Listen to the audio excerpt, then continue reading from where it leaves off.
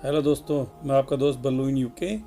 पिछली बार मैंने आपको ऑक्सफोर्ड सिटी मैंने दिखाई थी, तो मैंने सोचा अब की बार आपको लॉकडाउन के टाइम पे सेंट्रल लंदन घुमा के लेके आता हूँ। वैसे तो लॉकडाउन की वजह से सभी कुछ क्लोज़ है, फिर भी मैं कोशिश करूँगा कि जितना ज़्यादा से ज़्यादा हम लोग घूम सके, देखें वहाँ के क्या हाल चाल है लॉकडाउन के टाइम में, और पब्लिक एंड पुलिस क्या सहयोग आपस में एक दूसरे को दे रहे हैं लॉकडाउन को पालन करने में। सो please do subscribe, share and like my video and press the bell icon as well. Thank you.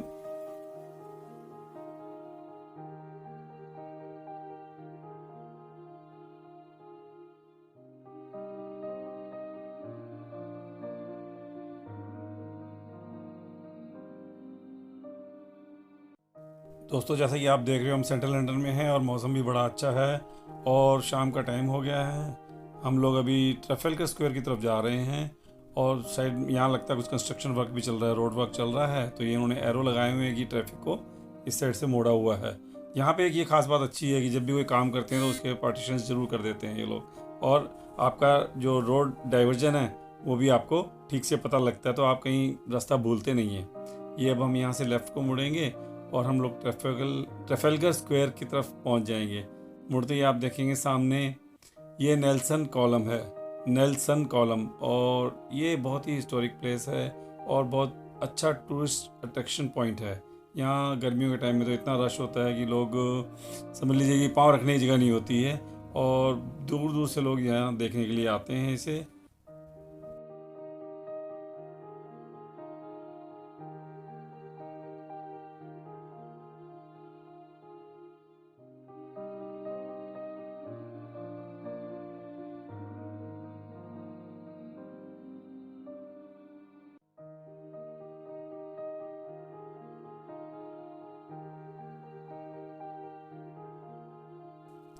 यह ब्रिज जो है, इसका नाम है एम्बैंकमेंट ब्रिज, और ये एम्बैंकमेंट अंडरग्राउंड स्टेशन के पास बना हुआ है।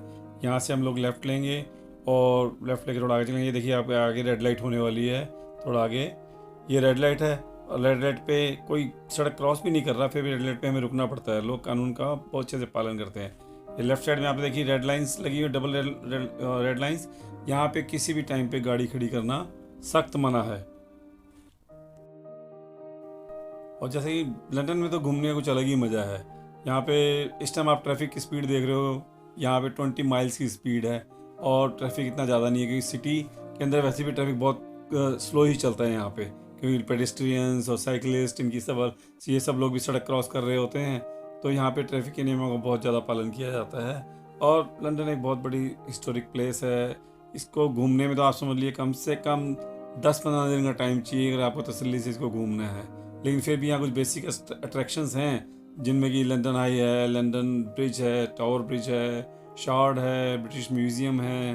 ये सब देखने में आदमी 2-3 दिन में आराम से घूम लेता है और साइट सीइंग कर रही है। अब आप सामने देख रहे हैं शार्ड बिल्डिंग है, ये यूरोप की टॉलेस्ट बिल्डिंग है। अभी हम यहाँ से राइट को मुड़ के जाएंगे आगे, तो फिर ये आपको शार्ड बिल्डिंग दिखाई देगी। ये हमारे लेफ्ट हैंड साइड में शार्ड बिल्डिंग है फ्लावर में, और उसके नीचे आप लेफ्ट हैंड साइड में थोड़ा सा कोने पे देखेंगे तो आपको टावर ब्रिज दिखाई देगा। छोटा सा टावर ब्रिज आपको दिखाई देगा।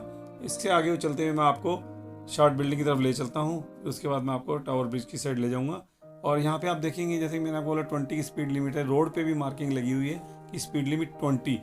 तो इससे ज़्यादा आप चलाने से, अगर आपने 30 या 40 कर दी तो फ़ौरन ही आपका कैमरे में फ़ोटो खिंच जाएगा और आपको टिकट, ओवर स्पीडिंग का टिकट आपका घर आ जाएगा। मोस्ट प्रोबेबली तो कई बार आपके लाइसेंस पे भी पॉइंट लग जाते हैं। ये अब हम यहाँ से एंटर कर रहे हैं। ये सामने शार्ड बिल्डिंग है, जैसा कि मैंने आपको बताया कि ये वर्ल्ड की यूरोप की टॉलेस्ट बिल्डिंग है। शार्ड का मतलब होता है जैसे ग्लास के टुकड़े। तो इस बिल्डिंग को इस तरीके से बनाया कि जैसे ग्लास की बहुत बड़ी स्ट्रिप टूट गई है और उनको स्ट्रिप्स को ज़मीन में उल्टा गाड़ दिया गया है और उसके जो नुकीले हिस्से ऊपर कर दिए गए हैं, तो इसीलिए इसका नाम शार्ड रखा गया है।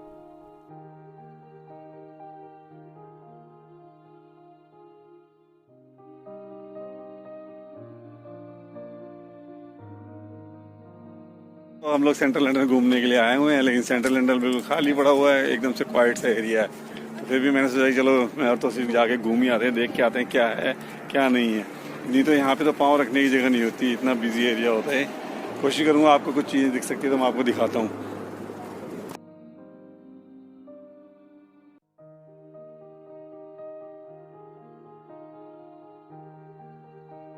और इंग्लैंड का नाम लेते ही या लंदन का नाम आते ही कई बार पुलिस व्यवस्था का नाम आता है तो स्कॉटलैंड यार्ड का नाम जरूर आता है। और ये 1829 में ये पुलिस व्यवस्था कायम की गई थी। ये लंदन की मेट्रोपॉलिटन पुलिस सर्विस है जिसके ऊपर कि यहाँ के कानून को पालन करने की जिम्मेदारी है, पालन करवाने की जिम्मेदारी है। और अभी आप आगे देखेंगे ये है एटर्नल फ्लेम, अमर जवान ज्योति, जैसे कि दिल्ली में है। ये उनकी याद में जलाई गई है जो पुलिसकर्मी सेवा करते हुए ऑन ड्यूटी कई बार शहीद हो गए हैं।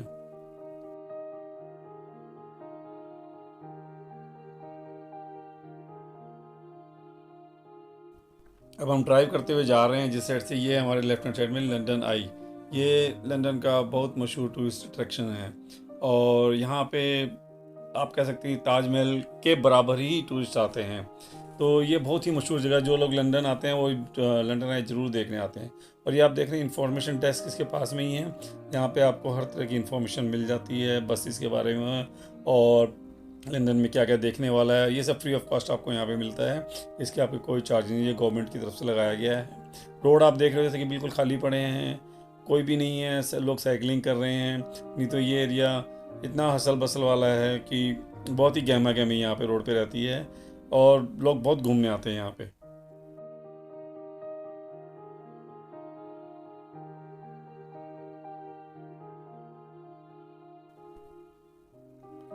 ये सामने आप देख रहे हैं ब्रिटिश पार्लियामेंट है और इसके राइट हैंड साइड में ये बिग बैन है। बिग बैन बहुत मशहूर टूरिस्ट अट्रैक्शन है, लेकिन आजकल 2-3 साल से इसका रिनोवेशन का काम चल रहा है, इसलिए प्रॉपर पूरे तरीके से खुला नहीं हुआ हो। ये शायद 1-2 साल और इसमें लगेंगे। ये रिवर थेम्स है और रिवर थेम्स का अपना ही नज़ारा है। रिवर थेम्स से आप जब देखेंगे राइट हैंड साइड में आपको पार्लियामेंट हाउस की बिल्डिंग दिखाई देगी।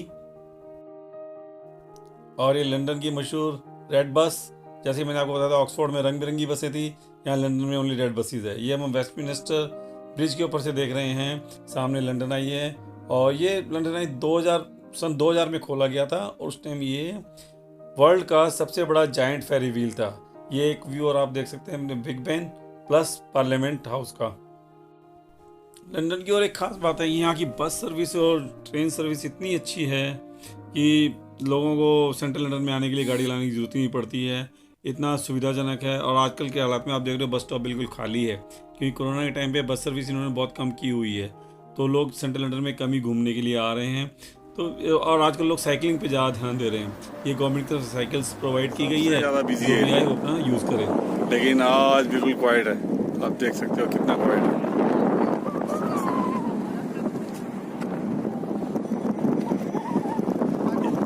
ब्रिटिश पार्लियामेंट है,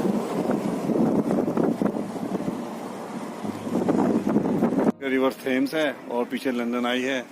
तो लेकिन इस टाइम सब कुछ बंद पड़ा हुआ है। ये बोटिंग पायर है, यहाँ पे लोग बोट में बैठ के रिवर की सैर वगैरह करते हैं। ये आप देख सकते हो कैसा है, सब कुछ क्वाइट है बिल्कुल ना। लोग क्लैपिंग कर रहे हैं, ये देखिए ये क्लैपिंग एनएचएस के लिए सब लोग, कोई हॉर्न बजा रहा है, कोई क्लैपिंग कर रहा है, सारी दुनिया। ये लोग हॉर्न बजाते अपना सहयोग दे रहे हैं। ये हमारी फैमिली में हम सब लोग क्लैपिंग कर रहे हैं।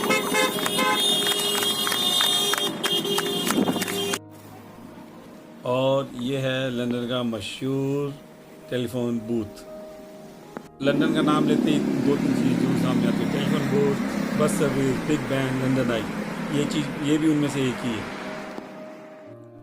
गर्मियों के टाइम पे तो रिवर थेम्स में क्रूज़ बहुत चलते हैं। आजकल क्रूज़ सब बंद है क्योंकि टूरिस्ट है ही नहीं। पूरा लंदन को आप एक कोने से दूसरे कोने तक रिवर थेम्स के ऊपर क्रूज़ की सहायता से देख सकते हैं और क्रूज़ के सवारी का अपना ही अलग मज़ा है।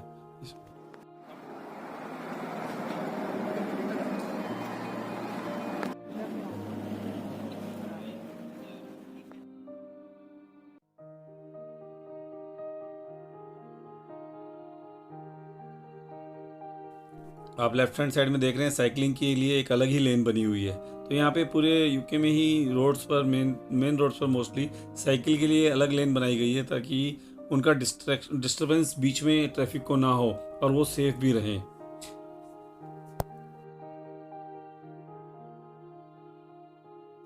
जैसे कि आप देख रहे हो शाम का टाइम हो गया है और सूरज छिपने वाला है, तो हम लोग भी अब घर की तरफ जाने की तैयारी कर रहे हैं। लेकिन रास्ते में आपको मैं एक ब्रिज दिखाता हूँ और कुछ कंपनियों के शोरूम्स भी बीच में इसके दोनों तरफ बने हुए हैं।